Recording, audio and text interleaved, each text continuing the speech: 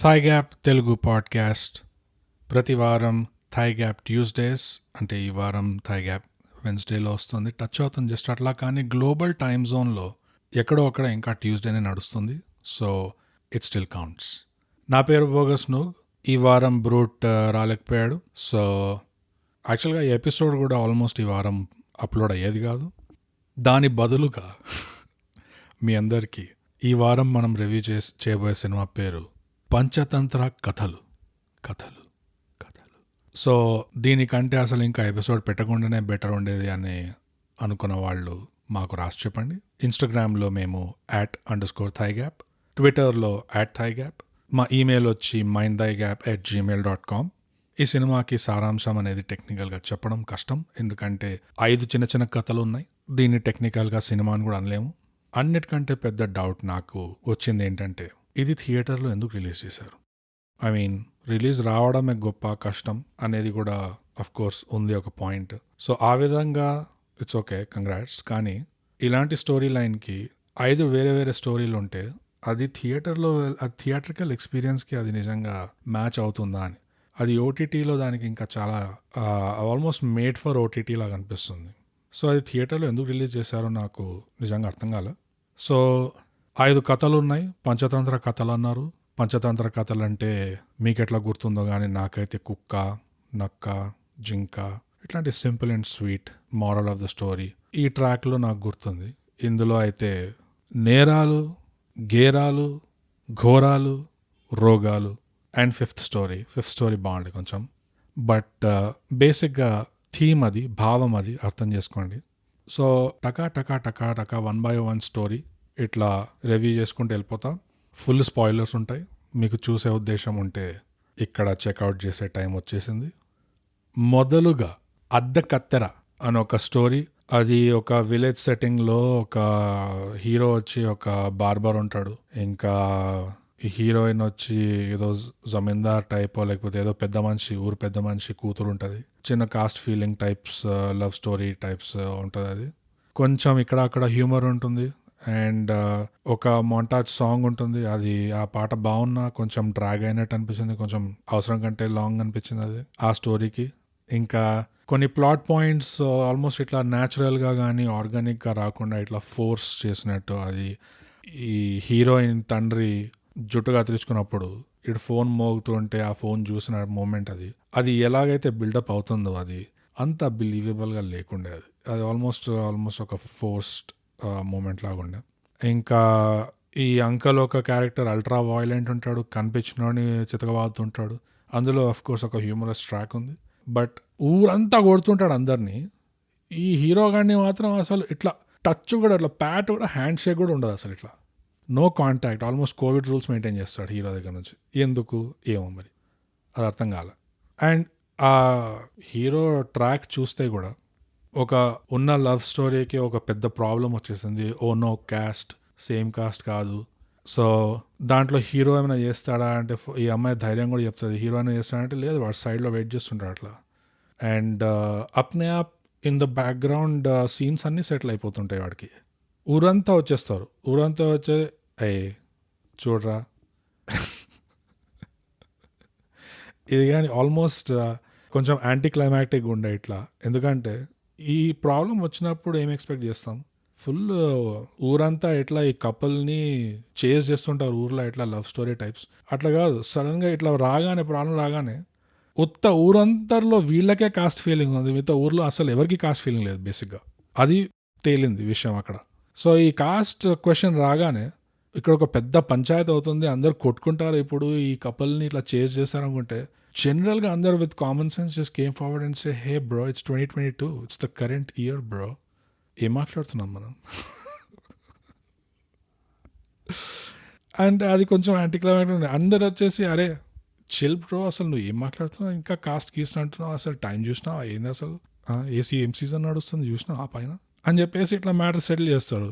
Hero పక్కన టెన్షన్లో కూర్చుంటుంటాడు. సడన్గా వాడు కాల్ వస్తుంది, హీరోయిన్ చెప్తుంది అంతా సెట్ అయిపోయింది, వచ్చేసేయండి, అయిపోయింది. What a hero's journey. అంటే it's the stuff of dreams అనుకోండి. అఫ్ కోర్స్ ఎవడికి కావాలి అంతంత కష్టపడి ఎదురించి, వీడిని ఎదురించి, వాడిని ఎదురించి, వీడి దగ్గర పారిపోయి, నో, ఇట్లా వీడిలాగానే ఏదో ఒక సమోసా మైక్రోవేవ్లో 30 seconds పెట్టి వెయిట్ చేస్తున్నట్టు బాగుండే స్టోరీ. సో అది అద్దె కత్తెర. ఇందులో లైక్ కొంచెం హ్యూమర్ ఉండే and cinematography was better than average. చాలా వరకు అన్నిట్లో ఎడిట్లో ఇష్యూస్ ఉండే ఎందుకో నాకు అన్ని స్టోరీస్లో. Like camera staying too long in a scene.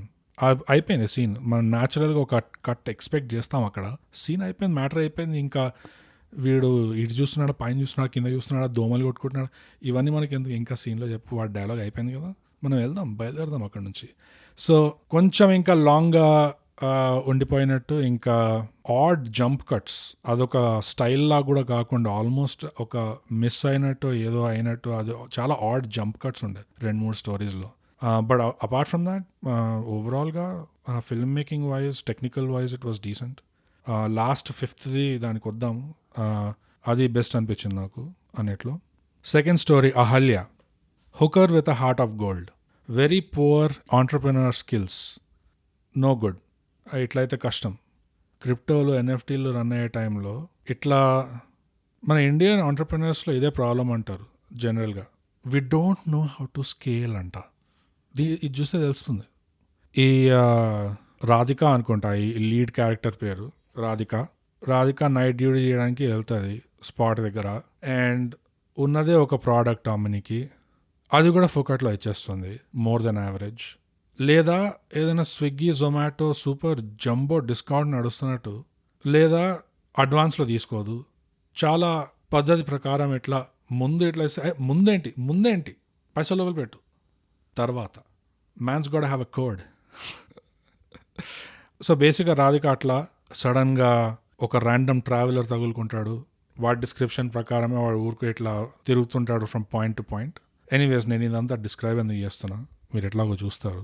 So review ప్రకారంగా అయితే ఈ క్యాండిడేట్ అసలు రాధిక కొడుకుతో గోళీలు ఆడుకోవడం తప్పితే పెద్దగా ఏమైనా పీకేడా అంటే ఏం లేదు దీంట్లో.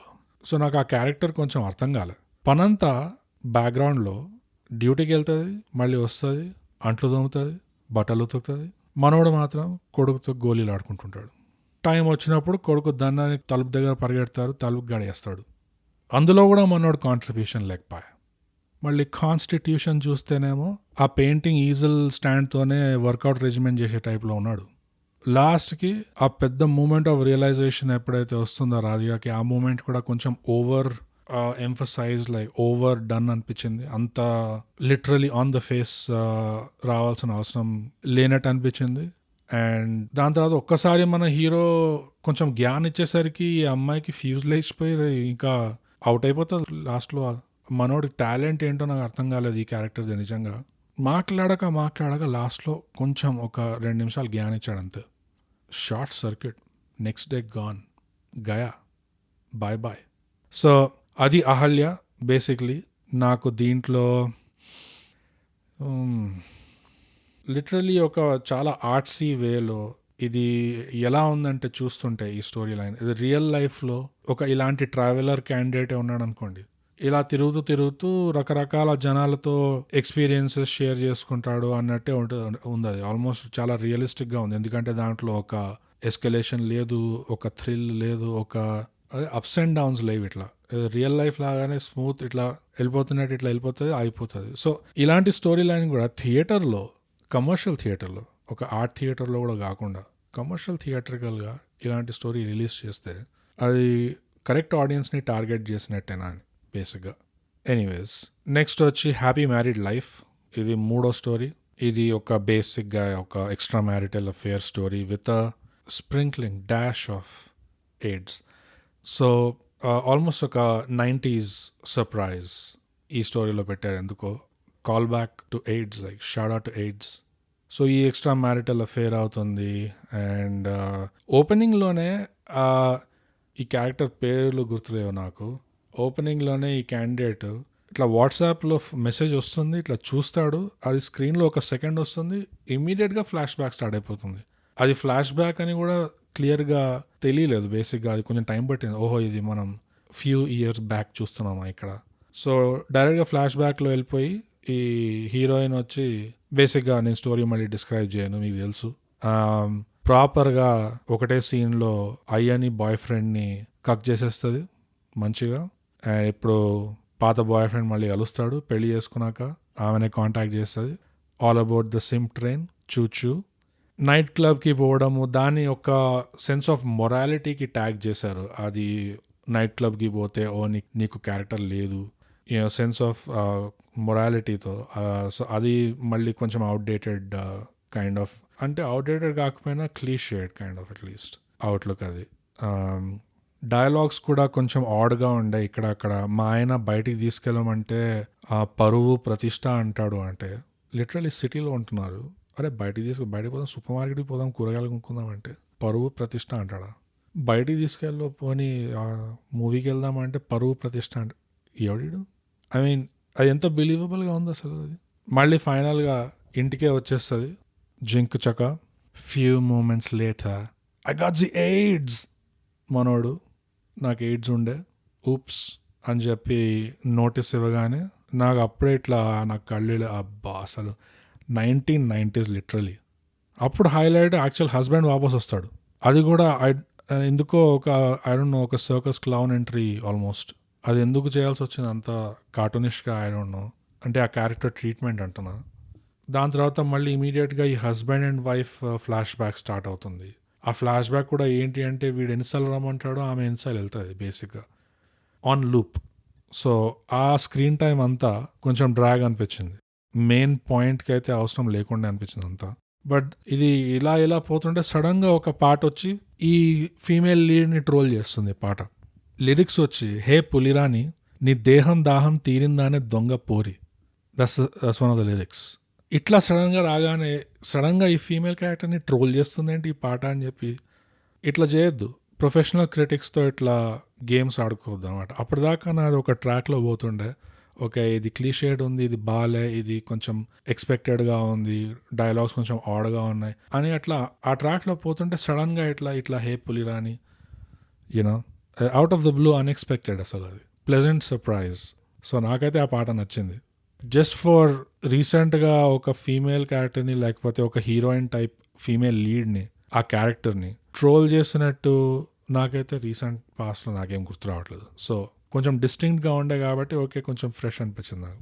కానీ దాని తర్వాత మళ్ళీ తుసాపా మనోడు వచ్చి నీకు ఏజ్ చెప్పినా కదా తూచ్, అట్లనే వదిలేస్తుంటే కనీసం కొంచెం యూనిక్గా అయినా ఉండే కదా. 90s ఒక కాల్ బ్యాక్ ఉండే. ఇప్పుడు సడన్గా వచ్చి నాకు ఏజ్ లేకుండే అంటే నీకు ఒక గుణపాఠాలు చెప్పే ఇక్కడ మా డ్యూటీ, ఇక్కడ మేము చేస్తున్నాం ఇది. దీనివల్ల మేము అఫెండ్ అయినాం కాబట్టి ఈ ఎపిసోడ్కి గుణపాఠం ఉండదు. బై ద వే, మీకు ఏమైనా కంప్లైంట్స్ ఉంటే మీరు పంచతంత్ర స్టోరీస్ టీమ్కి రాయండి. నెక్స్ట్ స్టోరీ వచ్చి నర్తనశాల. ఇది ఒక హైలైట్. ఓ మై గాడ్, అసలు ముందుదే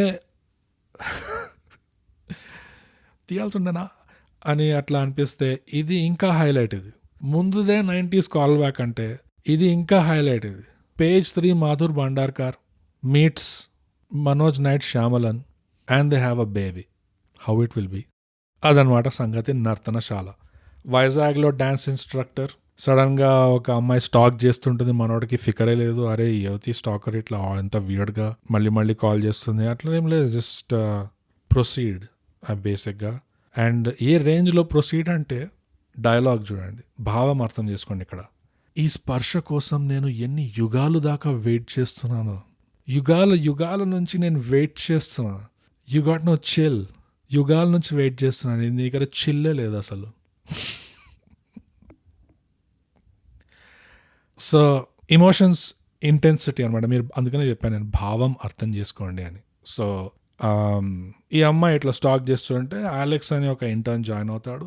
ఎందుకో అలెక్స్కి మనోడు అన్ని పర్సనల్ డీటెయిల్స్ చెప్పేసుకుంటుంటాడు. ఇట్లా మెసేజ్ రాగానే అలెక్స్ మెసేజ్ వచ్చింది, ఫోటో పంపింది.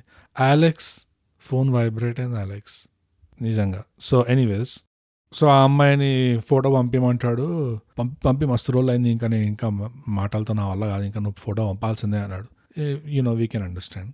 సో ఫోటో పంపుతుంది అండ్ దాని తర్వాత ఒక ఇమాజినేషన్ సాంగ్ స్టార్ట్ అయిపోతుంది. ఆఫ్ కోర్స్, ఎందుకంటే మనోడికి రియాలిటీలో ఏమైనా వెరిఫై చేయాలి అంటే పెద్దగా అంత ఇంట్రెస్ట్ లేదు. ఇట్స్ ఓకే, నేను ఒక మంచి ట్రిప్లో ఉన్నా నా మైండ్లో. ఇవన్నీ వెరిఫై చేసుకొని ఏం చేస్తాం ఇప్పుడు? మనోడు అట్లా ఇమాజినేషన్ సాంగ్లో వెళ్ళిపోతాడు. అండ్ స్టూడియోలో బేసిక్గా అలెక్స్తో డ్యాన్స్ చేస్తున్నప్పుడు ఈ అమ్మాయితో డ్యాన్స్ చేస్తున్నట్టు ఇమాజిన్ చేసుకుంటాడు. సో సరిపోయింది అసలు ఈ స్టోరీకి. అండ్ దాని తర్వాత లేదు ఇప్పుడు కలవాలి మస్త్ అయిపోయింది. ఫోటో చూసిన తర్వాత ఇప్పుడు నెక్స్ట్ ఆబ్వియస్లీ ఇదే, లేకపోతే సెన్స్ ఉండదు, నువ్వు కలవాల్సిందే అంటే సరే బీచ్లో కలుద్దాం అని డిసైడ్ అవుతారు. అక్కడ వచ్చేసరికి ఈ అమ్మాయి ఇట్లా వచ్చి కూర్చుంటుంది. మన కాళ్ళ నుంచి చూస్తాడు ఎందుకో. రియాలిటీ నుంచి అంత అవర్జన్ ఈ హీరోకి. ఇన్ని రోజులు తప్పించి వెయిట్ చేసి ఎదురుగా వస్తే మొహం చూడకుండా కాళ్ళ నుంచి స్టార్ట్ చేస్తున్నాడు. అది మేబీ వీళ్ళ స్టోరీలో పెట్టిన ఒక సైకలాజికల్ ఈస్టర్ ఎగ్ ఏమో. అండ్ ఇలాంటి అనాలిసిస్ మీకు ఎక్కడ దొరకదు. థాయిగా subscribe. So camera pan up అయితే ఆబ్వియస్లీ అలెక్స్ అక్కడ. మధుర్ భండార్కర్ ఇట్లా చెమటల్లో లేచాడు అప్పుడే ఆ మూమెంట్లోనే ఇట్లా, అది థియేటర్లో రాగానే. సో అది నర్తనశాల. దాని తర్వాత ఆఫ్ కోర్స్ ఏమవుతుంది, దాని తర్వాత పోనీ ఇట్లా ఓకే ఈ ఎక్స్పెక్టెడ్ ట్విస్ట్, అలెక్సే ఆ అమ్మాయి. ఇప్పుడు వాళ్ళిద్దరి మధ్యలో డైలాగ్ ఏమైనా డిఫరెంట్గా ఉంటుందా, ఏమైనా వెరైటీగా ఉంటుందా అంటే బేసిక్గా అలెక్స్ సడన్గా ఏమైంది బంగారం అని స్టార్ట్ చేస్తాడు. బంగారం అని. అండ్ మన హీరో కూడా అట్లీస్ట్ ఒక లాజికల్ పాయింట్ ఆఫ్ వ్యూ నుంచి ప్రాబ్లం అది కాదు అలెక్స్. ప్రాబ్లం ఏంటంటే ఫస్ట్ ఆఫ్ ఆల్ స్టాకింగ్, అదొక ప్రాబ్లం. సెకండ్, ఇంత పెద్ద అబద్ధం చెప్పడం, అది ఆల్మోస్ట్ అది ట్రస్ట్ బ్రేక్ చేస్తున్నావు నువ్వు. అది చిన్న విషయం కాదు. ఇట్లా ప్రేమలో అన్ని అంత లేదు. నో హలో అట్లాంటి కాన్వర్జేషన్ కూడా లేకుండే. మనోడు బేసిక్గా ఏమైనా 2022 కరెంట్ ఇయర్ ట్రీట్మెంట్ ఏమైనా చూస్తామా అంటే బేసిక్ ఎచ్చే అనుకుంటే వెళ్ళిపోతాడు hero. And then road cross చేస్తుంటే కార్ వచ్చి గుద్ది చంపేస్తుంది. నర్తనశాల లాస్ట్ స్టోరీ వచ్చి అనగనగా. ఇది ఒక నానమ్మ ఇంకా మనవడితో ఉన్న బాండ్ గురించి కొంచెం. ఇంకా ఈ నానమ్మ క్యారెక్టర్, మెయిన్ క్యారెక్టర్ ఒక నానమ్మ. ఈ నానమ్మ క్యారెక్టర్కి తన ఊరితో ఉన్న అటాచ్మెంట్. సో ఇద్దరు కొడుకులు, పెద్దోడు చిన్నోడు, అండ్ ఆబ్వియస్లీ షటిల్ కాక్. కొన్ని రోజులు ఇక్కడ కొన్ని రోజులు అక్కడ. కానీ తన ప్రిఫరెన్స్ ఏంటంటే ఊరిలో ఉండాలి. ఎందుకంటే అది పుట్టి పెరిగిన ఊరు, పెళ్లి చేసుకున్న ఊరు, చుట్టుపక్కల తెలిసిన వాళ్ళు, సొసైటీ, కమ్యూనిటీ బేసిక్గా అక్కడ ఉంది. పెద్ద కొడుకేమో సిటీలో ఉంటాడు అండ్ ఏదో ఒక అపార్ట్మెంట్ బిల్డింగ్లో ఎక్కడో పైన ఉంటాడు. సో దానివల్ల తను ప్రిఫర్ చేయదు అనమాట. ఎందుకంటే అది చాలా లోన్లీగా ఉంటుంది. ఒక కమ్యూనిటీ సెన్స్ అనేది ఉండదు. కిటికీ బయట ఎక్కువసేపు చూస్తేనే సొసైటీలో అక్కడ ఏదో అంటున్నారు అని చెప్పి. సో బేసిక్గా ఈ నానమ్మ క్యారెక్టర్ మోటివేషనల్ ఫోర్స్ అది. ఒకే చోట ఉన్న ఇంట్లోనే ఉండొచ్చు కదా అని, అండ్ మిగతావి అడ్జస్ట్ అవ్వచ్చు కదా అని బేసిక్గా అట్లా. అండ్ ఆ సెన్స్ ఆఫ్ లోన్లీనెస్ ఇంకా ఆ సెన్స్ ఆఫ్ ఐసోలేషన్ ఏదైతే ఉందో అది నాకు బాగా చూపించారనిపించింది దీంట్లో. సినిమాటోగ్రఫీ బాగుండే, shadows and light and shadows బాగా ప్లే చేశారు. అండ్ ఈ నానమ్మకి మనవాడికి ఉన్న కెమిస్ట్రీ కూడా బాగుండే యాక్చువల్గా ఈ షార్ట్ ఫిల్మ్లో. ఇంకా దానికంటే ఎక్కువ చెప్పడానికి అంత లేదు. ఇది అన్ని 5 పంచతంత్ర కథల్లో ఈ 5వది నాకు అనిపించినంత వరకు అయితే ఈ 5వది అన్నిటికంటే బెటర్ ఉండే. అయినా కానీ ఒక థియేటర్కి మనం వెళ్తే, థియేట్రికల్ ఎక్స్పీరియన్స్ కోసం వెళ్తే, ఒక స్టోరీ కోసం వెళ్తున్నాం బేసిక్గా. స్టార్ట్ టు ఫినిష్ ఒక హీరో జర్నీ ఎట్లా అయింది, పాటలు ఉన్నాయా, ఎంజాయ్ చేసామా, అదంతా ఒకసారి అయిపోతే అది ఒకలాంటి క్లోజర్ కూడా వస్తుంది మనకి బేసిక్గా. అండ్ ఆ సినిమా గురించి ఆలోచిస్తూ అలా మనం థియేటర్ హాల్ బయటకు వస్తాం. ఇప్పుడు ఒక హాల్లో వెళ్ళి మనకి 2.5 గంటల్లో 5 కథలు చూపిస్తే మన చేతిలో లేదు, మన కంట్రోల్లో లేదు ఆ కథలు ఎట్లుంటాయి అనేది. ఒకటి సడన్గా అప్లిఫ్టింగ్ ఉండొచ్చు, ఒకటి సడన్గా కామెడీ ఉండొచ్చు, దాని తర్వాత సడన్గా ఇట్లా ఏడుపు ఉండొచ్చు. అది ఎలా అరేంజ్ చేస్తున్నారు, మనమైతే మనకు ఆ దాంట్లో కంట్రోలే లేదు అసలు. సో ఒక థియేటర్కి వెళ్ళి 2.5 గంటలు ఒక దాంట్లో కూర్చొని ఈ ఒక్క మూవీతో మనకి వచ్చే ఎక్స్పీరియన్స్ ఏదైతే ఉందో, ఆ క్లోజర్ ఏదైతే వస్తుందో, ఆ సెన్స్ ఆఫ్ అటెన్షన్ ఎంతైతే పెడతామో ఒక స్టోరీ మీద, ఇప్పుడు 5 సార్లు పెట్టాలి 2.5 గంటల్లో. ఫ్రెష్గా మళ్ళీ కొత్తగా స్టార్ట్ అవుతూనే ఉంటుంది. అందుకనే ఇది నిజంగా ఒక థియేట్రికల్ డిస్ట్రిబ్యూషన్లో ఒకటే స్క్రీన్లో ఒకటేసారి 5 బ్యాక్ టు బ్యాక్ చూపించడం అనేది ఆ మీడియంకి మ్యాచ్ అవుతుంది. అది ఎందుకో ఓటీటీకి ఇంకా పర్ఫెక్ట్లీ మ్యాచ్ అవుతుంది అనిపిస్తుంది. అండ్ దానివల్ల పాయింట్ ఏంటంటే, దానివల్ల ఆడియన్స్కి ఒక నెగటివ్ ఫీలింగ్ అయినా ఒక యాంటీ ఫీలింగ్ రాకూడదు ఆ మూవీ వైపు. ఎందుకంటే ఒకవేళ వస్తే ఆ రిజెంట్మెంట్ లాగా వస్తే అది ఎవరి మీదకి వస్తుంది? అక్కడ 5 టీమ్స్ ఉన్నాయి. సో అందరికీ దగ్గర రిస్క్ ఎక్కువ ఆ క్యాల్కులేషన్లో. ఎనీవేస్, సో అదండి పంచతంత్ర కథలు. మొదటి స్టోరీ అద్దె కత్తెరకి నేను 10లో 5 ఇస్తాను. అహల్యాకి 10లో 4 ఇస్తాను. హ్యాపీ మ్యారీడ్ లైఫ్కి 10లో 5 ఇస్తాను. చాలా వరకు హెవీ లిఫ్టింగ్ ఆ పాటనే చేస్తుంది అక్కడ. నర్తనశాల అఫ్ కోర్స్ 10లో 0.5. అనగనగా 10లో వచ్చి 7.5. సో అదండి పంచతంత్ర కథలు అన్నిట్లో. నేను చెప్పడం కూడా మర్చిపోయేది, ఆహాలో ఉంది ఇది. రీసెంట్గా కొన్ని రోజులు థియేటర్లో ఆడి దాని తర్వాత ఆహాలోకి వచ్చింది. మీరు ఆహాలో చూడొచ్చు. అండ్ రేటింగ్స్ కూడా అయిపోయినాయి, గుణపాఠం లేదు. వచ్చే వారం బ్రూట్ కూడా ఉంటాడు. అండ్ వాంటెడ్ పాండుగాడ్ ఉంది, అది ఎవరైనా చూసారా, ఎలా ఉంది అది? నెక్స్ట్ జిహెచ్ఆ లేదా ఇంకా బెటర్ ఆప్షన్ ఉందా? ఒకవేళ మీ దగ్గర బెటర్ ఆప్షన్ ఉంటే మాకు రాసి చెప్పండి. సోషల్స్ తెలుసు కదా, Instagram @_thigap, Twitter @thigap, వేరో @thigap. దాంట్లో ఏం లేదు, లోగో కూడా లేదు అక్కడ. ఈమెయిల్ వచ్చి mindthigap@gmail.com. సో మాకు రాసి చెప్పండి. అండ్ అప్పటి వరకు మనం ప్రతిసారి చెప్పుకున్న విషయం ఏంటంటే, thigh gap Telugu podcast subscribe and share.